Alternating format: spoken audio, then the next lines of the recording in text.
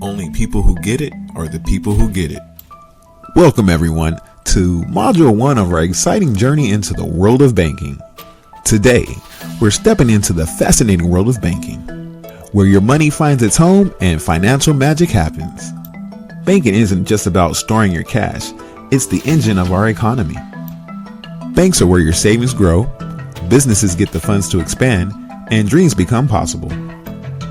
But how did we get here?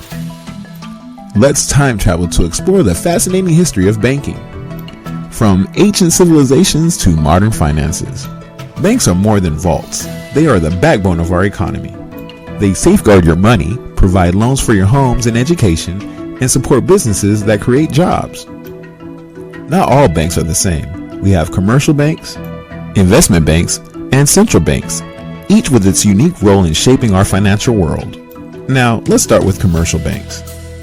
They're like your financial best friends, offering checking accounts and savings, and loans for homes and cars. Now, let's dive into the world of investment banks. They're the architects of big financial deals, helping companies go public and invest in big projects. Finally, meet central banks.